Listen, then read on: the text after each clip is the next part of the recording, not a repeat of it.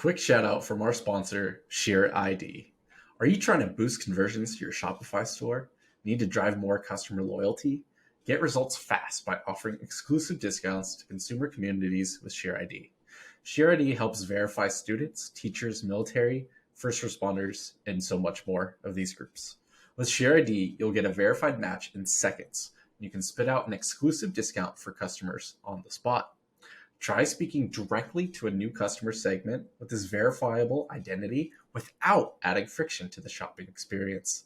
Continue to drive incremental revenue in the next 90 days post-purchase with more tailored messaging for your email and SMS campaigns. I personally tested ShareID to see just how easy it was to get set up, and I was pretty much ready to go in under 15 minutes. The onboarding was simple enough for me to follow as a non-technical person. Go to sheerid.com/Shopify and start your free trial today. Once again, that's sheerid.com/Shopify and start your free trial today. A quick message from our sponsor.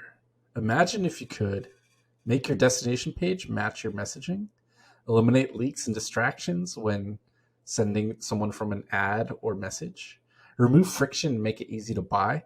Dream no more. Checkout Links is a simple but powerful app that lets you quickly create specialized bundles in a mini landing page that syncs directly with your Shopify checkout. Preload the shopping cart to reflect your order in that specialized bundle. You can automatically apply discounts so they don't have to manually type it in. And then you can also track individual link performance and so much more. You can find other creative ways to use them with your paid ads, customer support chats, holiday offers, new product launches, email and SMS campaigns, or even rewarding your VIP customers. Go to checkoutlinks.com/Matt to learn more and install the Shopify app. That's checkoutlinks.com/Matt. Hello and welcome to Ecommerce Uncovered. I'm your host, Matt Lady. Each and every week, I get to talk with and learn from enthusiastic guests, freelancers, agency folks, in-house marketers, and founders, all in an effort to help you bootstrap your D2C brand profitably.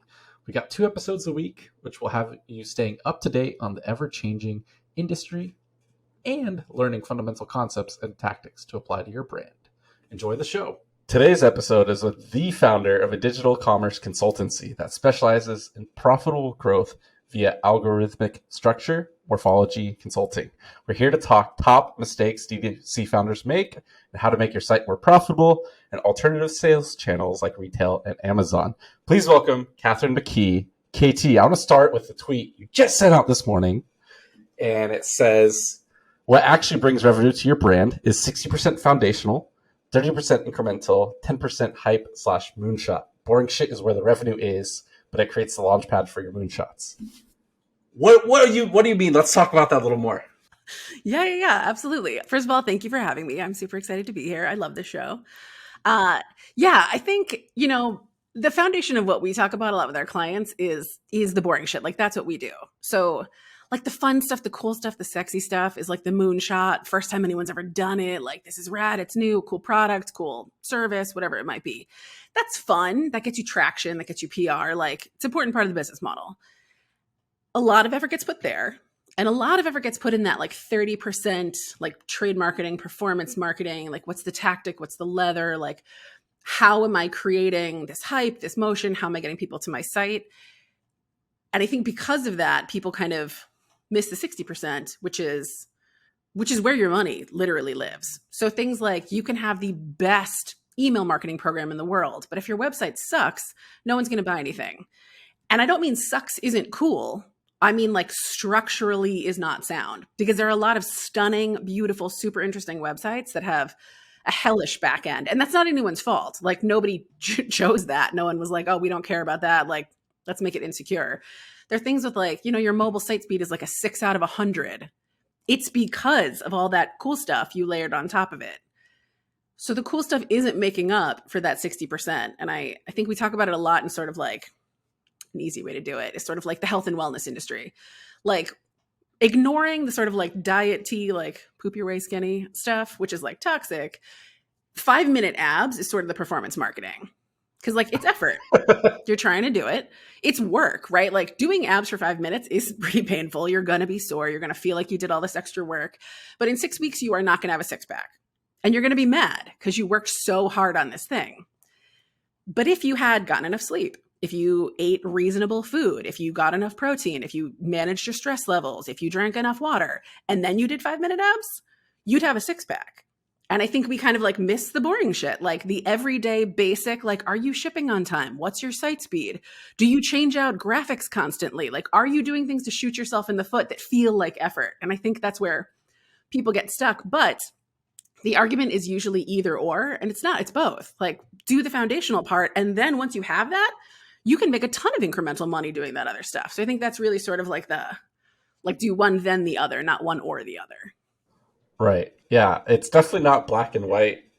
So many people, especially when it comes to discussing things online, social media, and we're not having a face-to-face conversation, you often get more clickbait and reach and impressions and by just saying, this is how to do this thing. And there's no other way possible. And oftentimes it's whoever's trying to sell you something, they're an agency, a service, a freelancer, like that's where they're coming from. Of course, they're going to say that's the most important thing.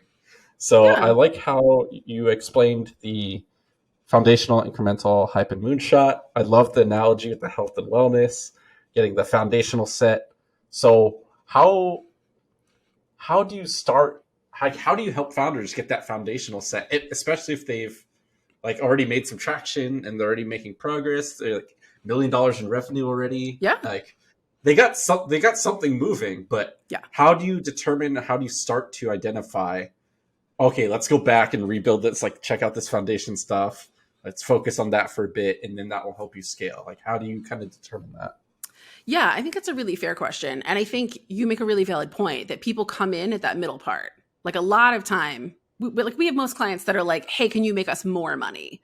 Not can you make us any money? And we have some people that start at the beginning, but most people are like, how do we get incremental sales? How do we get incremental traffic? Which, you've done something right. And I think that brings up a good point too.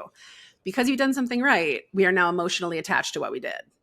And you should be. It's your baby. You built it and you worked super hard. Again, 5-minute abs is stressful. Like it is painful. You tried really hard. You don't want to discount that. You worked super hard on your brand. Like the easiest thing to do is honestly, like what I literally do with everyone is be like, oh, cool. Tell me what your website is. And I like search it. Be like, you're definitely not on the first page. And like most of them aren't, right? Or it'll be like their Facebook is, or their TikTok is, or their ads are. And you're like, cool. Why are you paying for attention on your own name?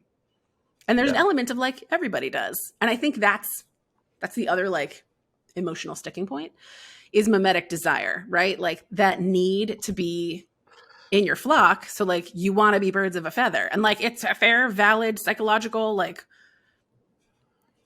it's like a natural biological process. You do want that.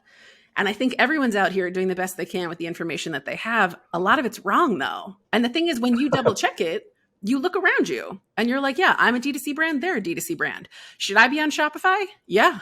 Should I do that same template everybody on earth has done? Yeah. Does that template index? It sure doesn't. That's a 0%. You have no domain authority. And that sucks. But like, you look at it with someone and they're kind of like, their branding is important to them. Of course it is. You work super hard on it. It is the look and feel of your brand. You have your language down, your voice down, you have your value props down. I think a second test that we do a lot is like, does your grandmother know? Like if I covered up your logo, would your grandmother know what this is? And a lot of people are like, yes, my picture tells 1,000 words. And you're like, I hear you barking. It doesn't. Like it would in a book. Like a map in a book is super helpful. A map just sitting there, what am I looking at? Right? Like you need to give people direction. And I think that's truly the big one. And I think like we missed the forest for the trees a little bit. And this is kind of like the 60% thing coming back again, is that Shopify has done an incredible job. And this is not to dog Shopify because it's true of most of them, but Shopify is the popular one. They've done an incredible job democratizing selling things online. And a huge part of how they did it is that they give you a website that is 80% built. And people are like, rad, thank you so much. I will now brand it and I'm good to go. And you're like, Okay, that's 90% of a website. And that like 10%, that like, can a search engine see this? Is like where all your money is. And most of them don't. And that's why you run into this whole like the D2C like castle is crumbling because you have to buy all your traffic and it's incredibly expensive. And CPMs went through the roof last month. They went up like 30% or something crazy. No one can get their traffic anymore. It makes no sense. And you're like, yes. And in the kindest way possible, all of your websites are a folder of JPEGs. So they're like they're not being parsed. They're beautiful folders of JPEGs, but like there's no information on that. Right. Okay, so it's love that folders of JPEGs and they're beautiful. That's I need a second. That's so funny. Okay.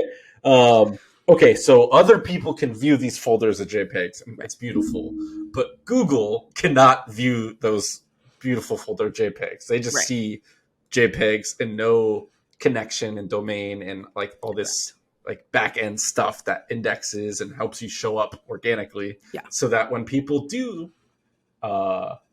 pay, like see you on Facebook, Instagram, YouTube, and some people don't like clicking ads. And we know 98% of people don't click ads. So that's a big one. Like, homie, let's not set money on fire. Like all your people are over there. Yeah. Yeah. So, and even if they want to, if they have an intention to click an ad, they will go to Google and Google your brand. Right. And then if your brand doesn't come up right away, then, that's double whammy of wasted ad spend. And, they end up finding a competitor maybe, or just give up. Yeah. So there's a third totally whammy too. Makes sense. That this is always the big one in a conversation with the client. Your organic score sets your bid floor. So when you go to buy a Facebook ad, they're like, cool. Does she do what she says she does? And they check your organic score. Google ads, and most digital ads for that matter, are punitive. They're not commercialized. So what's happening is you are buying back the data that you did not tell anybody. You are buying the difference between what you say you do and what they can mathematically prove that you do. So when we're like, I'm going to have a gorgeous website that's one cool video or one cool picture, you're a 0. You have to buy 0 to 10. Of course your CPMs are a disgusting sum of money. And no one can prove that you do what you say you do because you didn't put information anywhere. So like when they go back to check it, they're like, man, I don't know. Wow. Okay. So your line, I was too flabbergasted to remember it exactly. Can you repeat it? Which line? The CPM and organic floor. Yeah. And Yeah. So your organic rank is your bid floor. It's a mathematical score. Organic rank is your bid floor. It's a mathematical score. That's a nice little rhyme. I love that. It's a nice little rhyme. So what ends up happening is when you bid on something, and like sort of like the standard D2C playbook, right, is put up a really pretty but quick Shopify site, and then you buy your friends. You go to Facebook and you like buy some friends. When you go to bid on Facebook, it gives you that bid window, right? And probably for a new brand, you look at it and you're like, whatever, CAC's $1 jillion anyway. So like a $5 cost per click is expected. This is where we run into like mimetic desire again. Like we benchmarked the wrong things. Everybody has a terrible time. You don't have to, but everybody else did. So you don't feel bad, right? Like you look at it and you're like, I don't know, it's $5 for everybody. It doesn't need to be, but it is because when Facebook was like, hey, Google, what does Matt do? They looked at it and they were like, I don't know. And you're like, hey, I run this podcast. And Google's like, does it say podcast anywhere on here? No. Does it talk about e-commerce? I don't know. There's a video, which they can't parse. So what happens is you get like a 0 or a 1. And even good, like if you look at like Nike's like a 5 at this. Nike is also terrible, which is why people can bid on Nike's branded search terms. Because Nike is not 100% Nike. So if Adidas comes in here and they're like, I'm sure we've all heard competitive conquesting, which is mostly nonsense. The only reason you can do it is because people do not mathematically own their own branded search terms. So I can come in here and be like, you're a 5, I'm a 4. We're essentially the same for Google. So I'll be like, I'll pay the 6. Call me Nike. And Google's like, that's stupid, but okay. Oh, man. Okay. I've not learned so much and laughed so much in the first 12 minutes of a show in a long time. So this is amazing. Awesome. I love this. Okay. So that is a great way to set up the rest of this conversation. So let's move slightly back out into common mistakes or the top mistakes that founders make. You've been in this space for 15 years, I believe, and that's that's a good amount of time. Some of us are much younger and newer to the space, so you've seen a lot of brands inside and out.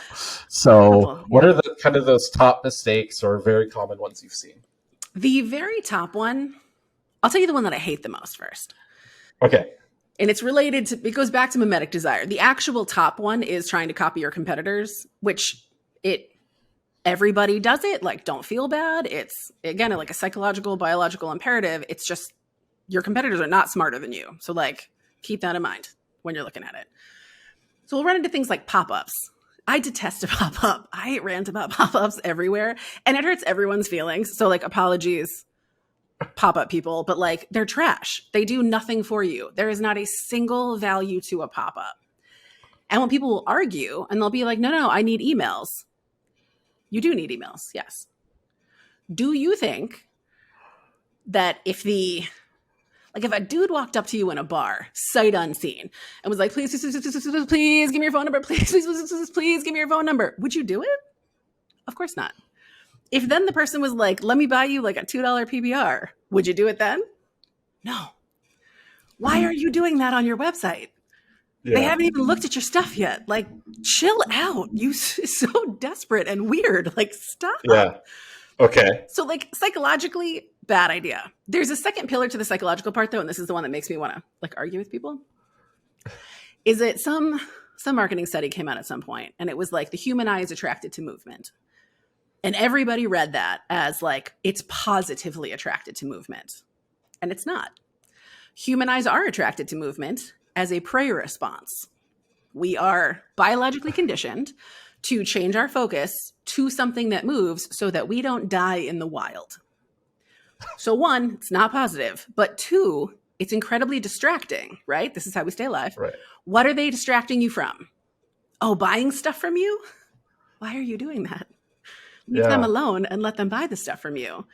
And the third part, and this happens to everybody, is that pop-ups, by and large, no matter which app you use, no matter which integration, are terrible for your site speed. So what will happen is that a pop-up will come up and it will eat your entire mobile experience. You'll be like a 6 or 7 out of 100 on a score because the pop-up is eating all the memory, all the space, the images are taking forever to load. When it does that, and Google's like, hey, what's on this website? It's a pop-up. It's not your website. So you're already just screwing yourself and you're making your bids more expensive. It does the same thing on desktop, but smaller. It's not as bad on desktop, but most people shop on their phones. And you can ask for their email later and stop giving everyone 10% off just because they walked past you. Like, none of this is a good idea. Yeah. You know what I mean? But everybody does it. And so we get attached and being like, everybody does it. Does it? Yeah. Wow. Okay. So let me review. So I want to make sure I'm understanding. Are you saying there's zero use case for pop-ups ever, or just on ever? Like, not even on exit, like intent or anything? Ever. Why? Here's the thing with a lot of layers to websites. Okay. You wouldn't need them if your website didn't suck. Chatbots on my list too. There's no earthly reason that a bot is answering a question. That's what your website's for. Put it on the website. Why would I have questions? Do you know what I mean? Yeah. Okay. No, that's good. I just want to make sure because it's a fair stance. Yeah, it is, and I have seen all my friends and brands I know, and like pop up. I've A/B tested this pop up, and this is I get higher conversion rate and more revenue, and I think that's like, and that's one of the like small things that you think you're getting in the short term, but like you're saying, it's not the foundational layer that they're seeing the effects of. Yes. And you bring up a great point because we miss the survivorship bias in that. So when someone's like, I A/B tested it and it works, you got to put like air ponies on works because like, what's it supposed to be though? Yeah. Like, did you get a 1% increase and 1 is better than 0? And like, I get you, a win is a win, but like, was it supposed to be 700? because that's different. Right. And like, you know, caveat to whoever's listening, you might be the unicorn. You might be the one ring that rules them all. When you get an email after you beg someone for it, maybe they do turn into a real customer with high lifetime value. You would be, email me if that's true, because you would be the first brand I've ever seen in 15 years that has been true for. So hit me up and let me know. I will amend it and I will add you as the exception to the rule. But for the most part, it just isn't. And I think it's because that's probably the second thing that I see a lot of brands doing is like tricks instead of solving a problem. Like you want someone's email so that you can talk to them. Email is a profitable channel. Those are true sentences. Is this the way to do it? And people are like, well, I get emails. Run that list and tell me how much that person bought from you. It's almost always zero, first of all. It's almost always people who put their email and they were like, nah, because they haven't looked at your product yet. They don't even know if they care about your 10% off. The second part is if you're putting in things to be cool, like that like dumb ticker tape across the top, what did that do for you? Test that. Don't test what color it is. With or without. Without is always better. Again, hundreds of brands. It's always better. There are things like the chatbot pop up.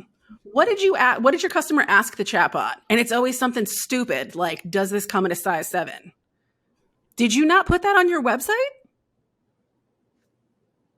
And it's like, oh, it's in like a hidden drop down underneath the like sparkly star animation we put in because like someone told us it was cool. And like, Godspeed to the agencies making money on this. Like, I love that grift. Good for you. But for like everybody else, stop. Yeah. Why did you need a bot to tell me that? Right. It should be able to be on the site already.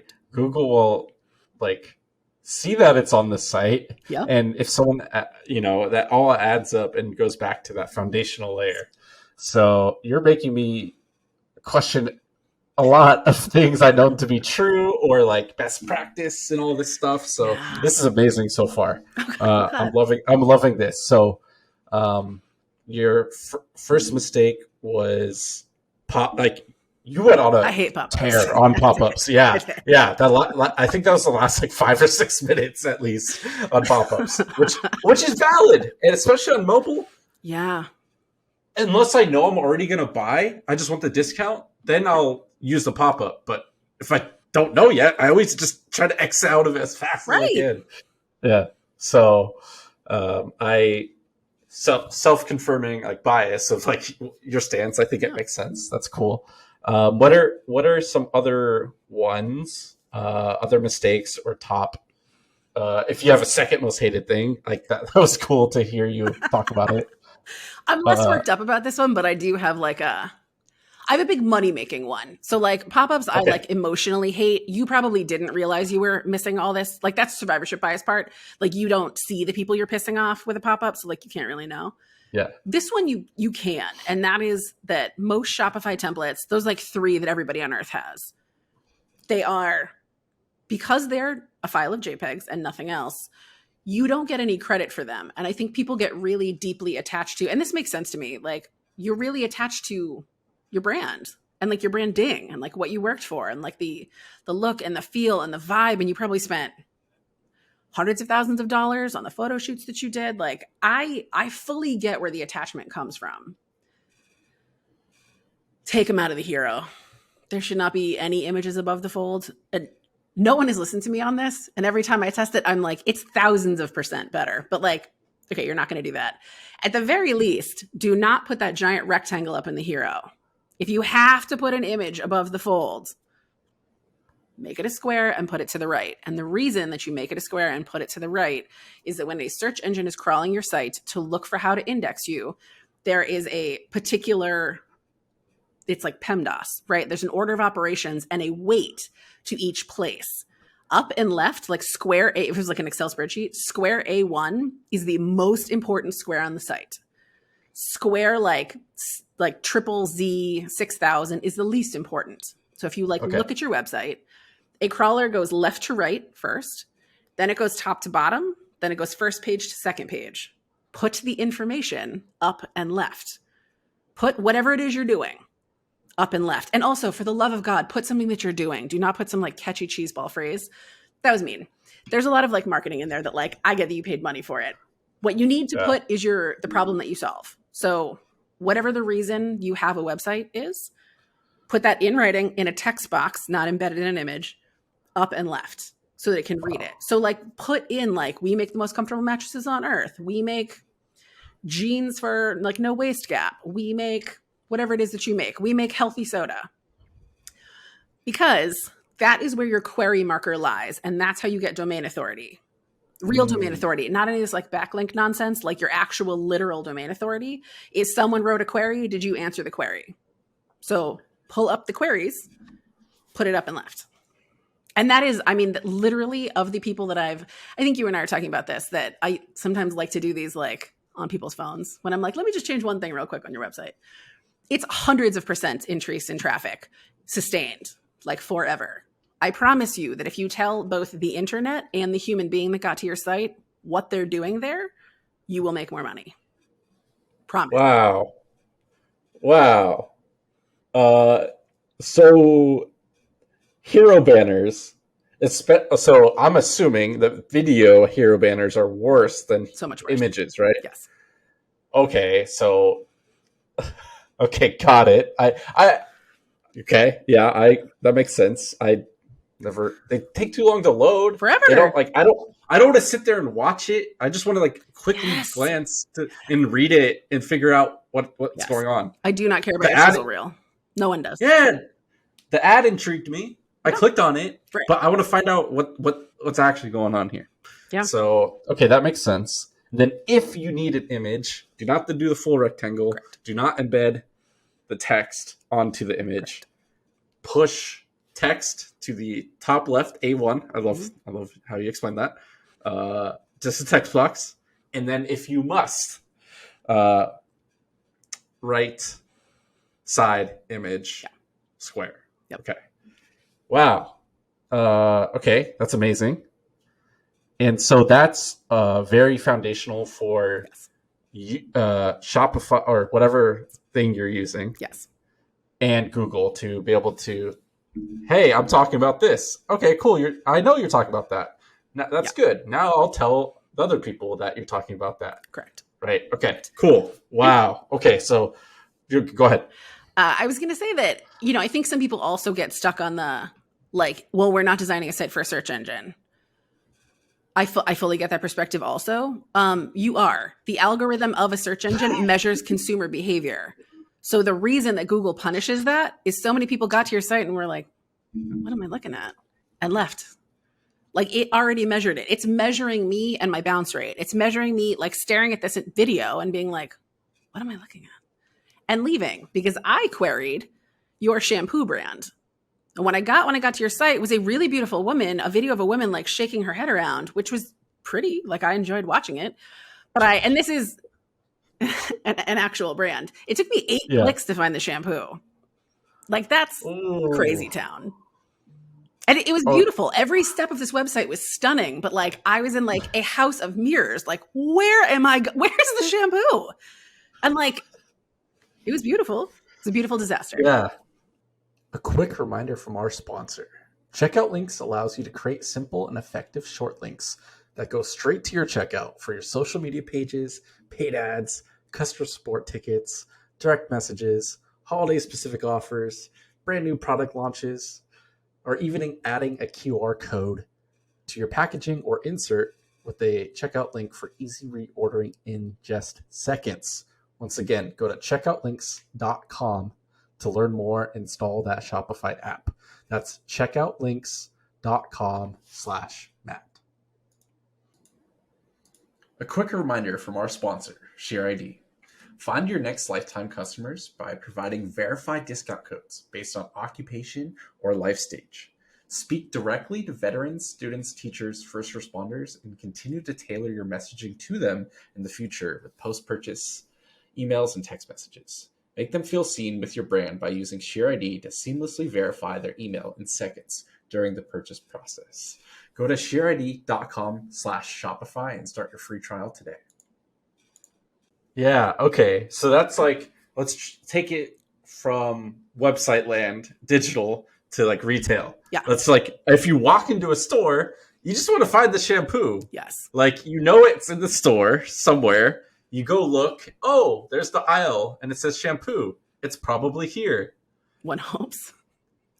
Yeah, one hopes. Yeah. But to equate it to these flashy websites and these videos and images and this beautifulness that takes away from the directness of the shopping experience. That's like if you have someone at the front of the store, hey, can I help you find anything? What's going on? Like that distracts you. If you have, I don't know, a bunch of like standing displays or other things in the way, and then you have to wait in line. But there's only a certain line you can wait in for shampoo purchases for whatever reason. So there's I'm just trying to like make up an analogy on the spot, but I think that's helpful to understand like how these, like what it actually is doing. Yeah. And like, again, you brought up mimetic desire a couple times of like, this is what other people are doing, so that's what I should be doing. Right, which makes sense. When you post about it on your own personal social media, especially in our little corner of Twitter, like it's all other D2C e-commerce people. Right. And you're like, oh, I want to like, but that like, that doesn't actually matter. If the money in the money in the account matters. Right. Your bottom line matters. Yeah. Yeah. So, wow. Okay. Yeah. Actually, I love your store analogy. Can we redo that one for a second? Because I think it makes complete sense. I think when you have a stunning, like that shampoo website, it was beautiful. It was one of the more beautiful, elevated, lovely websites I've seen. But when I was talking to her about it, I was like, this is, if it were a physical store, it'd be like the most stunning piece of property with no salesperson and no product. Like, am I going to go in? It's beautiful. I stopped. I'm going to look at the building. Like, it's lovely. I don't have any reason to interact with this like empty, beautiful room. But I think D2C is like walking into a Walmart. D2C is like, you're in there. There are no signs. There's a billion people. People are screaming. There are babies throwing up. There's like a Subway and also like an auto parts thing. And there are like fireworks in the corner. And you're like, oh my God, do you guys sell milk? And like, nobody knows. Nobody knows. Yeah, I think it's that way. Well, maybe. Also, I don't care. You know what I mean? Like, the person probably doesn't even work there. Like, it's, you needed to be there, but like, damn. Okay. Yeah, no, that's great. So we got no pop-ups, no hero image or video banners. Let's round out one more. Top 3. What's the third one? Top 3. That is probably navigation. Navigation's a big one that a lot of people get stuck on. And I think the reason for that goes back to, outside of mimetic desire, that it's not something that you think. Most people tell me they're not allowed to change it. Most people, when I look at their D2C and I'm like, hey, why is shop the first word on your site? And they're like, oh, because I sell things. I'm like, what do you sell? Is it shops? Because if it's not, like, there's no reason that word is getting, like, again, that's like usually the first word on your website. So you told a search engine, the thing that I do, I exist for like shop about me resources. Do you any of those things? Oh, you're a soda company? Maybe put soda. Maybe. You know what I mean? Like and it's, again, I do like the grandma test here. Like, if I covered up your logo and the picture of soda, is anybody going to know what's happening on this site? Are they even going to bother clicking? And probably not. No. You probably have a hellish bounce rate, and I bet you do. Because I'm one of the 2% of people who even care about ads, first and foremost. So like, stop shooting yourself in the foot. But secondly, I clicked your ad. It was a cool, fun ad. And I got here. And I'm like, what am I looking at? And I might click around a little bit. Like, I might really want the soda, right? Like, I saw the ad. I want the soda. I will figure this out. Google is watching me do this. Google is watching me like bump into walls like I'm a Roomba, like not being able to figure this out. And they're like, it could be her. She might just be an idiot. But like, man, this is tough. So like, put what you're doing. Like, outside of the reason for being, your navigation needs to be idiot proof. It needs to be, I think we get stuck in the like, the picture will tell 1,000 words thing, right? Like we talked about earlier. You need both. Like, I'm personally a proponent of don't put the pictures, but you're going to want to. You need to put the directions first, and then the pictures will make it clear, right? It will be beautiful. It will draw me in. I'll have emotional response, but I'm not going to know what I'm looking at if you don't tell me what it is. So you don't want to put shop. You want to put whatever you're doing. If you are selling sweaters, put sweaters first. And if you're selling specifically like, you know, like non-wool hypoallergenic super ESG, whatever, put it so that I know that that's where you keep them, because I'm probably not going to be trying to click on like learn more or like product or resources. Resources for what? Do I need a resource for this sweater? And it will be like the brand story, and she grew up on an alpaca farm and she like knitted this thing, and you're like, oh my God, where are the sweaters? So this is great. So the only thing I can think about is when you're saying how Google's like, so what do you do here? I remember like Office Space scene of them going like, so what do you say you do here? Like that's all I could think about this whole time. That's And I'm just waiting for it to be my turn to say that, because that's what's happening. Yeah.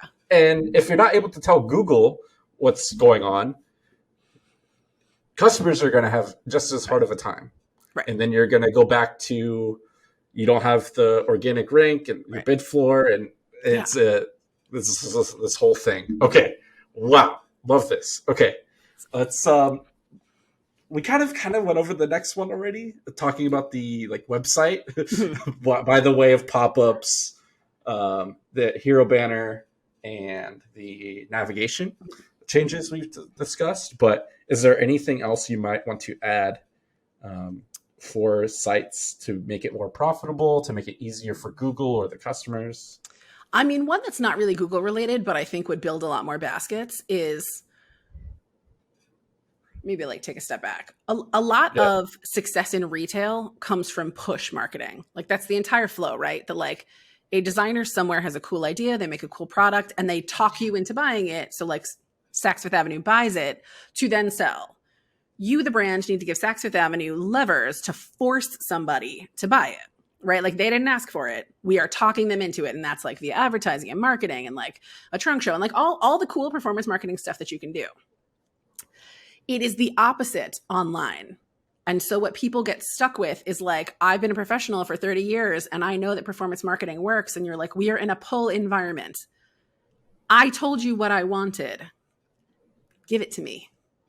Stop trying to talk me into all this other stuff. I told you exactly what I wanted. I am correct. This is specifically the jacket that I want.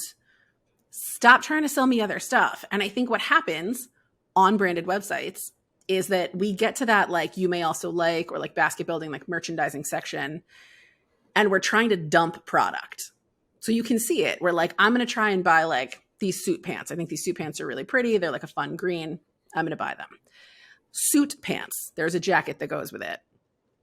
I don't think I've ever seen, I think Asos maybe did it once. I don't think I've ever seen a website that was like, yo, this is the jacket. Like it's never in the basket building section. It's never in the like complete the look. And you're like, did you think I only wanted the pants? Why did you think I only wanted the pants? Why would you not show me the jacket? Like, isn't this the easiest upsell? And you see it with like bikinis, like things that need to go together. And you're like, why was this microphone sold without cords? And if I need the cords, aren't you going to be like, hey, dummy, these are the cords. I don't know which cords I need. Like, assume that I'm stupid. And also like, don't you want more of my money? And I think people get stuck here that like the merchandising place is like a great place to put other stuff that you're not selling. And you're like, no, it's not a great place. Put the other thing that I need, right? Because you want me to be happy. You want me to come back. This is also a retention play. Like outside of basket building and margin building, it's a retention play.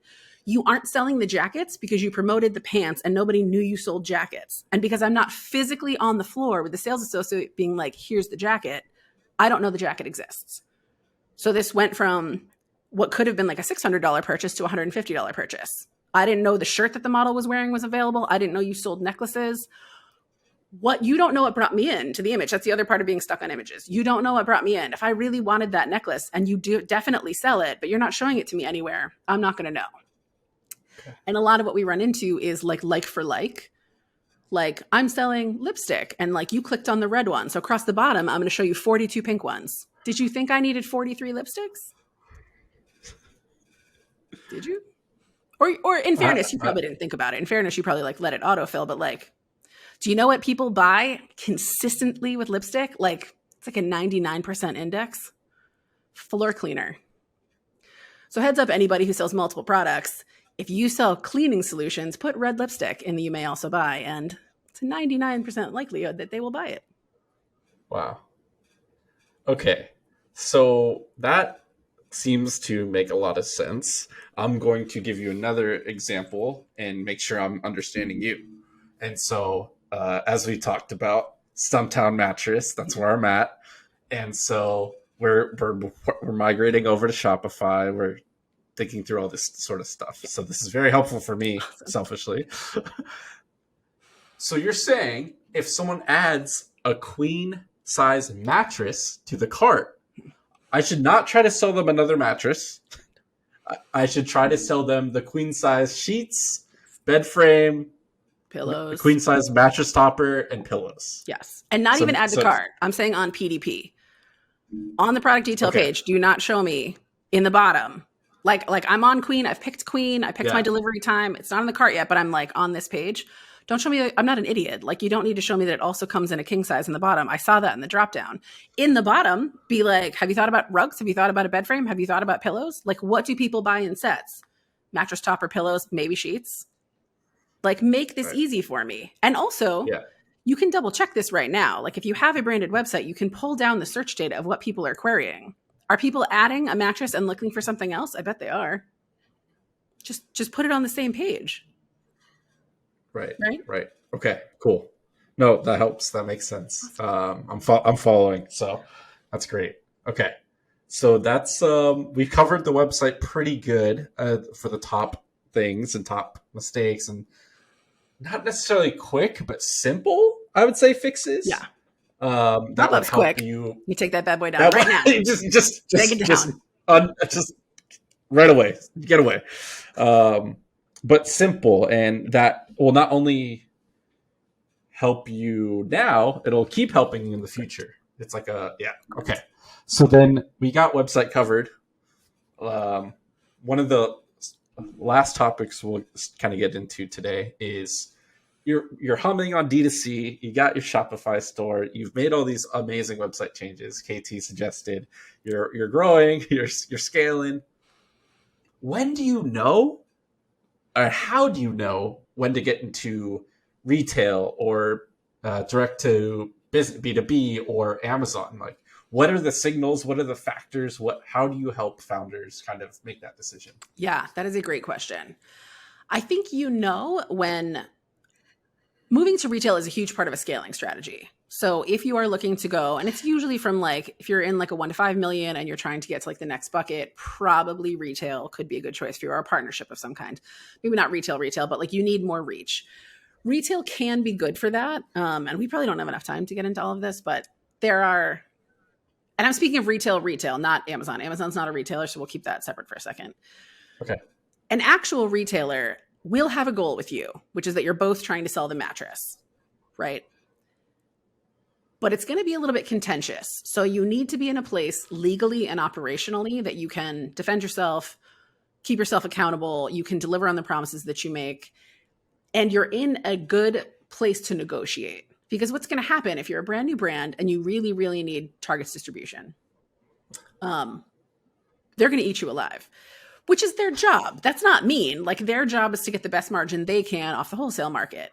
If you are not in a place where you can defend that you are a good partner, that you have good traffic, that you are valuable to them in some way, that you will bring other people in, that you build baskets, that you are a good addition to things that they already sell, they're in a place to tell you that it's too risky to buy a bunch of stock from you, ship it to different stores. Like, if you think down the pieces of risk that they will have, it's a lot. Like, retailers take on a lot of risk dealing with brands, of goods getting destroyed, of them sitting in a back storage room, of you not shipping on time, screwing up displays. Like, there are a lot of levers to pull. So if and when you want to go to retail, you really need to be buttoned up tight in your operational ability, first and foremost. Don't sign a contract saying you can make 10,000 mattresses when you can only make 6 in a year, which sounds stupid. Like, it sounds obvious. But I think a lot of people are like, we'll figure it out. And like, truthfully, you probably won't. And you definitely won't in a way that gives you good margin. Now, here's the other thing with retail. You usually only get one cycle as a test. So like, you have never talked anyone into being your partner forever. You have talked them into giving you a shot. Set yourself up for success. Like, be in a place where you can be a good partner, where you can be strong on your margins. Like, don't be given crazy damage allowances. Don't be given crazy buyback allowances. Don't take return to vendor unless something crazy happens. But you're not going to be able to argue that if you aren't in a strong place where like, I don't need you, I want you is a position you need to be in. You probably aren't in that position. Like you probably do really need them for the expansion, but you need to make sure that legally you can protect your brand, that your documents are in order, that your contracts don't allow things like redistribution, that they don't allow sell-off, that they don't allow any giant price changing. You have to have a MAP strategy. This is just a general, have a MAP strategy and a way to enforce it. Super important. Because MAP is minimum advertised pricing is what MAP is. And it's agreement between you and a seller of what the minimum advertised price would be. And normally it says things like you have to be within like 10% of our MSRP always. And like 4 times a year, you can go up to 30% off for like a friends and family kind of thing. And maybe if we kill a SKU, you can clearance it. But like write it out, be super specific on what this is. The second part of that is you need to be able to enforce it. Most brands don't really bother. Most brands say things like, we will cut your funding. We just won't advertise with you. That is not the argument you think it is. Because Target will be like, oh, damn, really? Take your stuff back. Yeah. So you need to make sure that like legally you are in a good place that you can negotiate and you can back yourself up. Amazon, that's true for Amazon also. You need to be really legally buttoned up. Amazon is not a retailer though. So Amazon does not care if your goods sell. Amazon is literally just a platform. They are not there to hold your hand. They are not friends with you. They don't care if they sell mattresses or not. They literally do not. What Amazon wants is your customers on their platform so they can look at them. You need to be a good partner so that people will come in consistently. So like Amazon gets a rap for the fact that they won't hit you up. Like if you do something crazy, the buyer from Nordstrom is going to call you personally and be like, what are you doing? No one is doing that at Amazon. They are watching it. They are writing it down every time you do something nuts, and you're going to hit an internal control where they just kick you off. And you're going to run into something like Birkenstock did, where Birkenstock made this huge deal and they had Amazon buy a full year's worth of goods to hold them. And then Birkenstock acted nuts and they were like, we want all our stock back. And Amazon's like, couldn't imagine caring. And Birkenstock was pissed. They were like, give us our goods back. And Amazon was like, our goods. Can you read contracts? We own them. Wow. And like Birkenstock lost it. And Amazon was like, read a contract. We own these sandals. You didn't hold up your end of the bargain, so we don't do business with you anymore. And Birkenstock also did not want to do business with them anymore. But like, you are not in the same place you think you are. Like Nordstrom would love to give you your shoes back. Nordstrom is like, you know, you broke up with your ex and they're like, great, peace. Amazon was never in a relationship with you. So they're firmly like, I don't know, what does it say on the lading sheet? Oh, I own it now? Wow. Bye. Okay. Yeah. Okay. Wow. So you got to expanding into retail, into Amazon, into these other sales channels outside of your direct website is a big undertaking. And it's a lot of effort and resources and setting up. And especially if it's your first time, you don't really kind of know what to expect, what to do. So get those terms set up, read the contract. Like actually maybe probably have a lawyer, 100%. have a D2C friend who isn't also in retail, like talk to them about it. Like this is a huge business decision. It's not let's just toss our stuff on Amazon. Right. Okay. Right. Wow. That's good. That's great. That's awesome. Okay.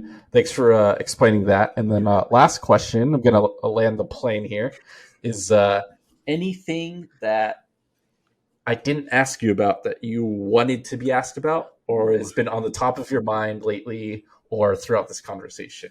Good question. That is a really good question. I don't know if it would have come in the form of a question. I think sometimes, and truthfully, like even the way that I've been talking about it, there are a lot of inherent risks to doing D2C with a retail partner on your own, etc. That doesn't mean that you shouldn't do it. Like it's incredible, like the ability to be able to reach people, and you probably have an incredible product or service that you offer. Like you probably really did see a need in the market. You really are serving people. Focus on that. Like the true north at the end of the day is doing that will set you up for success no matter what. It will save you from people selling you things you don't need. It will save you from making bad decisions in media or in agencies, because if you know what you're doing and you're clear, like again, like double check your website. Have someone's grandmother, literally, it's like the most useful thing is showing some 70-year-old lady a website and having her be like, what is that? And you're like, shit. super helpful. Once that is clear, you essentially don't need anything else. And from like a profitability standpoint, the higher your organic rank also means things like your traffic will be qualified. You don't need to beg for friends anymore. They're qualified because you make the thing that they need, which means that they will buy it. So your conversion rate goes up. There are a lot of these like big chunks that sort of seem impossible and made up and like too much. And you're like, literally, it's a mathematical space. If the math is wrong, it's very expensive. When the math is right, it's incredibly efficient. And that is true of something like an Amazon too. It's not for everybody. And like and retail might not be for everybody too, but Amazon is sort of like the more aggressive version. If it is for you, being operationally sound is incredibly important. You can get incredible reach. You can get crazy reach. Like we've made people hundreds of millions of dollars. Like it's the availability of profitability and revenue there is really high, but it is not relationship management. And I think that's really where I'm going with this, is that a lot of incredible salespeople really struggle with D2C. It is not relationship management. It is do what you said you were going to do. The end. Super profitable that way. I promise you that if you say you're going to ship in 2-day shipping, ship it in 2 days. Like none of the like winky face, like when we drop it, like, you know what I mean? Like the things that are like fun tricks in a store that like somebody would be suckered into. People are watching you do it online and like, you don't have to. You don't have to do any of the hoop jumping that you're doing. Like the simple, straightforward, like farmer version of this is just like, at the end of the day, like make a decent product and be clear about it and ship it when you say you're going to ship it. I will also say that a lot of this data gets thrown around, not the part of this conversation, but I find it interesting that like, you got to be careful with surveys because people will say that like, I really need my product in 2 days. That has not been true for a human since the dawn of time. You will live. If you needed it in 2 days, you would have gone to Target to get it. So like, first of all, stop. Secondly, like you're not flipping out if it's a week late. If you didn't lie to me, like if you told me that I will get it on October 14th, we're cool. If you told me I was getting it today and like, just kidding, it's October 14th, you're going to run into a problem. So like, just be straight up with people. Truly, most people, particularly on the internet, are already so far down the funnel and are so clear on their problem that if you solve it, like however you solve it is great. I just need the solution. That's great. That's a perfect way to end. For context, October 14th is a week from when we're recording. Oh, sorry. Yeah. So it's just so we end on a clear note. So if you're like, what? We time travel now? No. Yes. So Time travel anyway, is also that's a thing. Oh man, this is awesome. This is so good.